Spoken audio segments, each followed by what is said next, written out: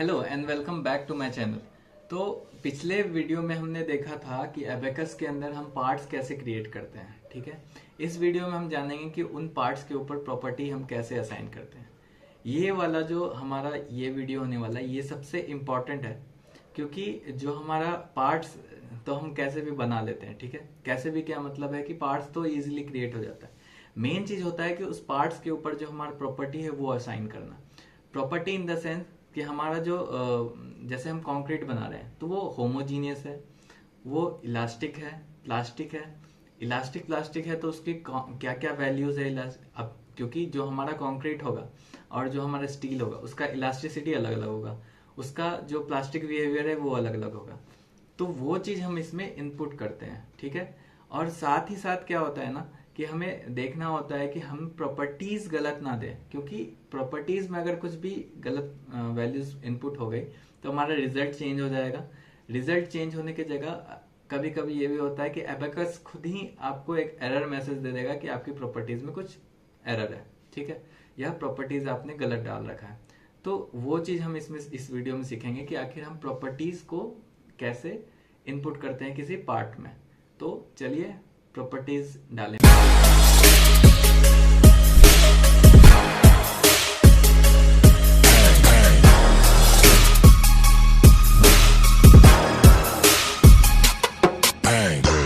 अब जब हम अपना एबेकस का सॉफ्टवेयर ओपन करेंगे तो वहाँ पे सबसे पहले हमें सेम चीज़ ये सेशन देखने को मिलता है, लेकिन अब मुझे यहाँ पे जो है ना एक नया ऑप्शन देखने को मिल रहा है रिसेंट फाइल के नाम से। तो जो भी हम नया वर्क करते हैं वो यहाँ पे आ जाता है। अगर हमें जैसे कि पुराना हमने जो सेव कर रखा है जिसमें हमने पार्ट बनाया है उस पर ही काम करना है और उसे ही वापस से ओपन करना है तो हम डायरेक्ट यहाँ पे क्लिक करेंगे, वो उस फाइल को ओपन कर देगा। अगर हमें अपने लोकेशन से दूसरा फाइल करना है तो हम यहाँ ओपन डेटाबेस में जाएंगे। इस पर क्लिक करने के बाद हम इसको ये हमारा टेम्प डायरेक्टरी डिफ़ॉल्ट जो मैंने बताया था वो शो करेगा। तो इसको हमें लोकेशन पे ले जाना है जो हमने डी एबेकस वाला फोल्डर बना रखा था, उसमें हम इसे चूज करके ओके करेंगे। तो आपको देखना होगा कि ये जो हम ओपन कर रहे हैं CAE फाइल है, यानी कि इसमें हम एडिट करेंगे। और अगर ये OBD फाइल ओपन कर रहे होते तो उसमें हमें क्या रिजल्ट शो करता। तो हम क्या 3 पॉइंट लोडिंग वाला जो हमारा काम था वो किया। लास्ट में मतलब पिछले वीडियो में हमने क्या देखा था कि हम पार्ट्स कैसे क्रिएट करेंगे। ठीक है, तो बेसिक हमने पार्ट्स क्रिएट कर रहे थे कि बीम, रेनफोर्समेंट और सपोर्ट, ये 3 पार्ट क्रिएट किए थे। अब हमें क्या है कि नेक्स्ट मॉड्यूल पे जाना है, वो है प्रॉपर्टीज। पूरे एबेकस का सबसे इम्पोर्टेंट जो मॉड्यूल है वो है ये प्रॉपर्टी। अगर इसमें आपने सारे डेटाज जो हैं वो एकदम करेक्ट डाल दिए, जो कि नियरली पॉसिबल नहीं है क्योंकि जितना वैल्यू रहता है उतना एक्यूरेट होता है रिजल्ट, तो फिर भी नियर अबाउट वैल्यूज भी डाल दिए तो आपका जो रिजल्ट होगा नियर अबाउट एक्यूरेसी आएगा। ठीक है, तो इसमें आपको क्या देखना है कि मैंने प्रॉपर्टी चूज किया। अब जो मेरे ये आइकन्स है ये डिफरेंट है। तो सबसे पहला हमारा आइकन क्या है, क्रिएट मटेरियल। तो हम जिस मटेरियल को यूज करेंगे उस मटेरियल को हमें खुद से क्रिएट करना पड़ता है। ठीक है, फॉर एग्जांपल हमने बीम लिया तो जो कंक्रीट है, अगर हम M30 ग्रेड का कंक्रीट ले रहे हैं तो हम M30 ग्रेड का प्रॉपर्टी डाल के उसे हम क्रिएट करेंगे। रेनफोर्समेंट है तो उसमें हम स्टील, अगर हम FE415 यूज कर रहे हैं या 500 यूज कर रहे हैं, वो कौन सा मटेरियल है उस मटेरियल को हमको क्रिएट करना पड़ेगा। ठीक है, दूसरा ऑप्शन आपको उसके जस्ट सामने आपको क्या दिखेगा, उसका मैनेजर। ठीक है, जैसे कि हमने वहाँ पार्ट्स में देखा था कि पार्ट्स के सामने पार्ट्स का मैनेजर, सेम चीज यहाँ पे भी मटेरियल के सामने मटेरियल का मैनेजर, और उसके अंदर वही सारे चीज हो सकते हैं कि कॉपी करना है सेम मटेरियल को, या हमें उसको क्या कहते हैं डिलीट करना है, या उसमें और ऐड करना है, वो सारी चीजें। दूसरा हमें यहाँ पे दिख रहा है क्रिएट सेक्शन। तो ये सेक्शन क्या है ना, हमने मटेरियल बना लिया लेकिन हमें किस सेक्शन पे अप्लाई करना है, तो हमें एक क्रिएट सेक्शन क्रिएट करना पड़ता है। ठीक है, और थर्ड वाला जो है वो असाइन सेक्शन, मतलब कि अब हमने मटेरियल बना लिया, उसको एक सेक्शन में असाइन कर दिया, मतलब सेक्शन से लिंक कर दिया। अब उस सेक्शन को हमको किसी ऑब्जेक्ट पे, मींस जो हमने पार्ट क्रिएट किया है उस पे असाइन करना है। फॉर एग्जांपल के तौर पे लें तो हम सबसे पहले मटेरियल में क्या करेंगे, M30 का एक मटेरियल तैयार करेंगे, उसको हम सेक्शन से लिंक करेंगे, उस सेक्शन को हम असाइन करेंगे बीम जो हमने पार्ट्स में बनाया है। ठीक है, तो हमारा सिंपल सा यही रहने वाला है। बाकी जो आप देख रहे हैं ये होता है हमारा कंपोजिट लेयर अप। ये कब यूज करते हैं, जैसे कि हमारा प्लाई है, प्लाईवुड में पतले पतले लेयर्स होते हैं, तो अगर हम प्लाई क्रिएट करना हो, ठीक है, तो हम क्या करेंगे कि उसमें हम डिफरेंट थिकनेस के लेयर क्रिएट कर सकते हैं, चेंजिंग ओरिएंटेशन मींस एक को हम सेम रखे, अगले को हम 90 डिग्रीज में रखे, एंगल पे रखे, जिस तरह से रखना है हम उसको अरेंज कर सकते हैं कंपोजिट लेयर में, ठीक है। तो मेनली हमें इस 3 का काम है। तो सबसे पहले हम क्या करेंगे, क्रिएट मटेरियल पे क्रिएट करेंगे। क्रिएट मटेरियल पे क्लिक करने के बाद ही हमें एक एडिट मटेरियल का पूरा टैब खुल जाएगा, जिसमें हमें सबसे पहले पूछा जाएगा मटेरियल का नाम। तो मटेरियल का नाम मैं डाल देता हूँ M30, जो हम कंक्रीट तैयार कर रहे हैं। अगर हम डिस्क्रिप्शन देना है, फॉर एग्जांपल कि मेरे पास कई तरह के कंक्रीट है, ठीक है, M30 में भी हमें क्या होता है, फाइबर वाले कंक्रीट हो सकते हैं, या फिर हमने उसमें कुछ जियो पॉलीमर फाइबर मिला रखा है, वो अलग हो सकता है, ठीक है। तो M30 के अंदर अगर मुझे डिस्क्राइब करना हो कि जो हमारा ये मटेरियल है ये सिर्फ सिंपल OPC है, या फिर दूसरे में हमें दूसरा और M30 का ही बना रहे हैं, लेकिन उसमें हमें डिस्क्राइब करना है, डिस्क्रिप्शन देना है, उसका डिस्क्रिप्शन ये है कि उसमें फाइबर्स ऐड है, तो हम यहाँ डिस्क्रिप्शन में लिख सकते हैं, ठीक है। अभी हमारा क्योंकि सिंपली चल रहे हैं तो हम कुछ ही नहीं।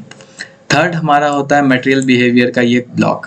इस मटेरियल बिहेवियर के अंदर आपको वो सारे एलिमेंट दिखेंगे जो आपने इस M30 ग्रेड में असाइन कर दिए हैं, ठीक है।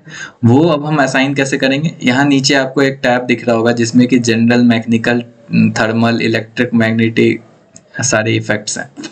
तो हम सबसे पहले जनरल में जाएंगे और जो हमारा डेंसिटी होता है, ठीक है, सबसे पहला चीज हम डेंसिटी अप्लाई करेंगे। डेंसिटी किसी किसी एनालिसिस में हमें जरूरत भी नहीं पड़ता, ठीक है। जैसे कि अगर हम स्टैटिक एनालिसिस कर रहे हैं, स्टैटिक मींस कि हम अपने जो ऑब्जेक्ट है उसमें कोई भी साइक्लिक लोडिंग अप्लाई नहीं कर रहे हैं, तो हम मास डेंसिटी को एक्सक्लूड कर सकते हैं। वो भी डिपेंड करता है कि हम कौन सा स्टेप यूज कर रहे हैं। जब हम स्टैटिक यूज करते हैं, स्टैटिक जनरल नाम का स्टेप होता है, वो हम स्टेप के मॉड्यूल में जानेंगे कि स्टेप क्या होता है, कैसे हम उसको यूज करते हैं, ठीक है, कौन सा स्टेप यूज करना चाहिए, कौन सा नहीं, ठीक है। तो उस तरह से तो मास डेंसिटी हमें यहाँ इंक्लूड करना होगा। दूसरा हम जाएंगे, अब जैसे कि हमारे कंक्रीट में हमें डिपावर नहीं देना है, रेगुलाइजेशन नहीं देना है, ठीक है, ये सारे एलिमेंट्स है, आपके मटेरियल के हिसाब से जरूरत पड़ेगा, ठीक है। तो हमें सिर्फ मटेरियल में डेंसिटी दे दिया। दूसरा मैकेनिकल, उसका प्रॉपर्टी, मैकेनिकल प्रॉपर्टी क्या है, वो इलास्टिक कैसा है, वो प्लास्टिक कैसा है, ठीक है, ये मैकेनिकल प्रॉपर्टी होता है, ठीक है। तो हम डायरेक्ट इलास्टिसिटी में जाकर के इलास्टिक दे सकते हैं। अगर हमारा मटेरियल हाइपर इलास्टिक है, हाइपर फोम है, लो डेंसिटी फोम है, तो हम उसके अकॉर्डिंगली वो ऑप्शन चूज करेंगे और वो प्लेस कर देंगे, ठीक है। प्लास्टिसिटी में भी हम कौन सा प्लास्टिक है वो हम चूज कर देंगे। तो हम इलास्टिसिटी में नॉर्मल इलास्टिक चूज करेंगे।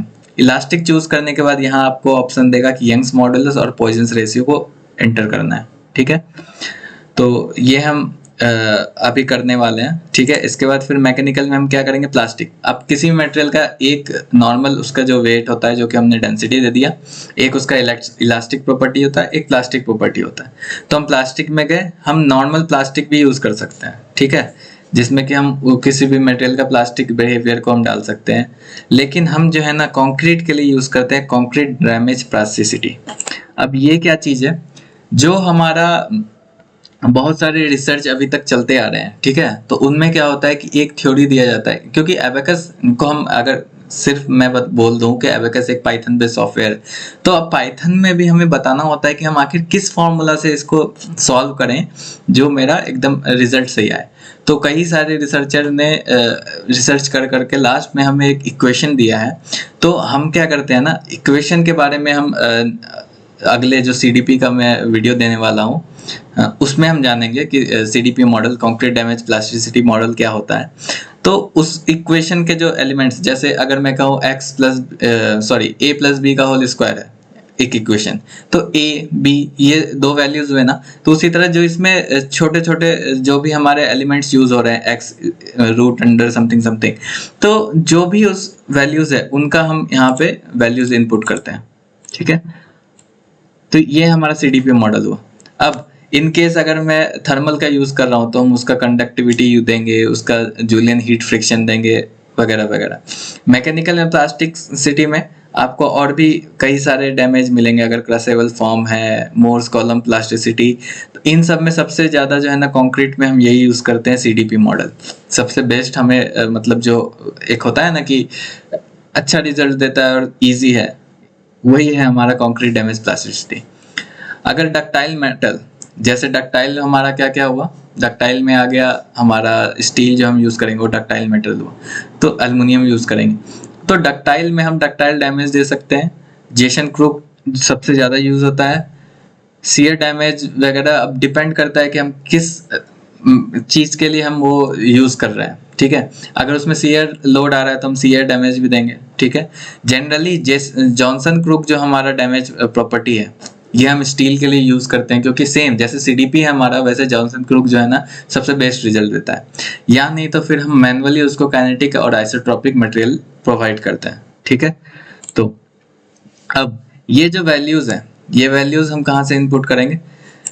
मास डेंसिटी हमें पता है 2.4 इंटू e⁻⁻9 होता है। ये कैसे पता? हमें पता है 2400 kg पर mm² होता है। तो उसको हमने क्या किस में कन्वर्ट करना है? टन पर mm। मैंने बताया था टन हमारा, mm हमारा, न्यूटन हमारा, ये यूनिट रहेगा। तो हमने मैनुअली इनपुट करना है कि आप कहीं कहीं पे 2400 पे देखोगे यूज करते हुए, लेकिन वो डिपेंड करता है कि वो कौन सा यूनिट सिस्टम यूज कर रहा है अपने एनालिसिस के लिए। हम यहाँ पे ऐसा यूनिट यूज कर रहे हैं तो हम यहाँ का टन और mm में लेंगे रिजल्ट। तो मास हमारा ये हो गया, ठीक है। दूसरा, अब हम मटेरियल बिहेवियर में ही कहाँ जाएंगे? इलास्टिक वाले में। इलास्टिक में यहाँ पे हमें टाइप दिखता है सबसे पहले।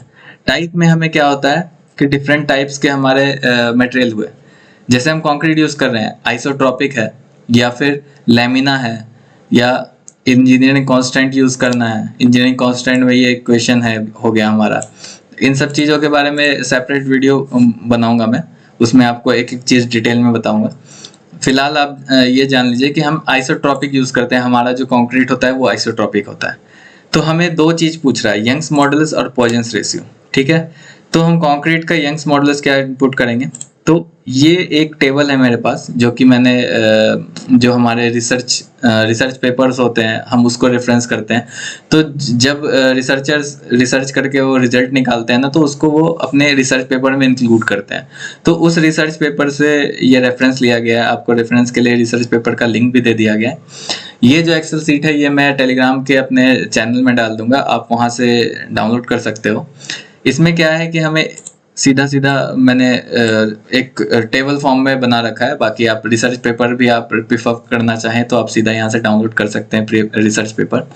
यहाँ पे आपको यंग्स मॉडुलस और पॉइजंस रेशियो मिल जाएगा। नीचे में टैब है जिसमें आपको दिख रहा है M30 M20 कौन से ग्रेड के लिए हम यूज कर रहे हैं, तो हम M30 के लिए यूज कर रहे हैं। तो अब सिंपली उस डाटा को यहाँ पेस्ट कर दिया, ठीक है। अगला हमारा है सीडीपी मॉडल, ठीक है। सीडीपी मॉडल में सब यहाँ पे हमें 3 टैब्स दिखते हैं, प्लास्टिसिटी, कंप्रेसिव बिहेवियर और टेंसाइल बिहेवियर, ओके।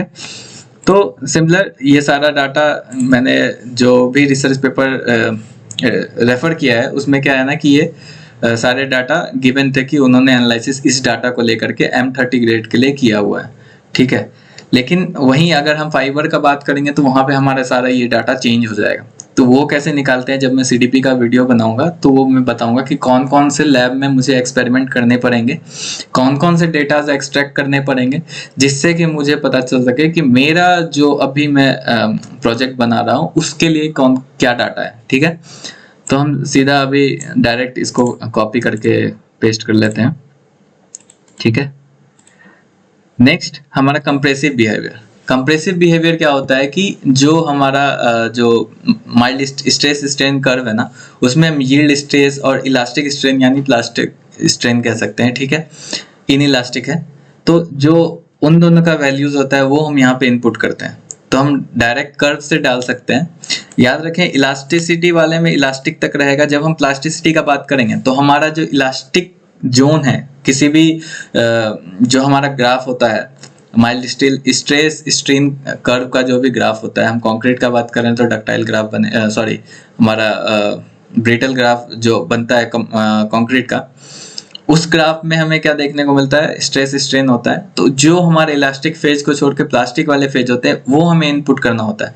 बेसिकली हम क्या कर रहे हैं कि हम अपने मटेरियल को जो वो कर्व बनाया था उसको इसमें मैनुअली वैल्यूज के रूप में इनपुट कर रहे हैं, ठीक है। तो हम सीधा, मेरे पास क्योंकि पुराना डाटा है तो हम इससे कंप्रेसिव बिहेवियर यहाँ से कॉपी कर लेते हैं, ठीक है। और यहाँ पेस्ट कर देते हैं। आप टेलीग्राम के चैनल से जुड़ जाइएगा, आपको ये फाइल मिल जाएगा। साथ में इसमें रेफरेंस भी डाला हुआ है कि कौन से पेपर से है, तो इनकेस अगर आप रिसर्च पेपर लिख रहे हो तो आपको रेफरेंस डालने में भी इजी होगा, ठीक है। और जो हमारा डैमेज पैरामीटर है वो हम डाल देते हैं, सॉरी ये हमने डाला कंप्रेसिव बिहेवियर का वैल्यू, ठीक है, कंप्रेसिव बिहेवियर का वैल्यू। अब कंप्रेसिव बिहेवियर तो हो गया, लेकिन कंप्रेसिव बिहेवियर में डैमेज कैसे आएगा वो हम यहाँ सब ऑप्शन में जाएंगे, यहाँ पे हमें कंप्रेशन डैमेज मिलेगा, ठीक है। इसमें अब हमें कंप्रेशन डैमेज का वैल्यूज डालना है जो कि यहाँ पे है, ठीक है। इसको सिंपली कॉपी कर लेते हैं और इसमें पुट कर देते हैं, ठीक है, ये हो गया। नेक्स्ट अब हमें टेंसाइल बिहेवियर देना है, तो हमने टेंसाइल बिहेवियर का भी जो हमारा डाटा है ये टेंसाइल पैरामीटर्स, इसको यहाँ से कॉपी किया और जो हमारा यील्ड स्ट्रेस है यहाँ पेस्ट कर दिया। सेम वे में अब टेंसाइल जो हमारा लोड आएगा या फिर जो भी स्ट्रेस आएगा उसके कारण डैमेज किस पैटर्न में होगा वो देने के लिए हमें यहाँ पे टेंसाइल डैमेज का ये पुट करना पड़ेगा, ठीक है। तो ये सारा डाटा हमने पुट कर दिया एंड देन ओके। तो हमारा क्या हुआ कि M30 ग्रेड का एक मटेरियल तैयार हो गया। तो अब हमने जो है ना M30 ग्रेड का कंक्रीट बना लिया है, जो कि हमें यहाँ पे दिख रहा है ट्री विंडो में भी कि M30 ग्रेड का हमारा कंक्रीट तैयार हो चुका है। तो अब जो है ना हमें क्या करना होगा, हमारा जो दूसरा पार्ट था रेनफोर्समेंट हमारा होगा स्टील का। तो हमें एक मटेरियल बनाना होगा स्टील नाम से, ठीक है, जो हम कहाँ प्रोवाइड करेंगे अपने रेनफोर्समेंट के लिए, ठीक है।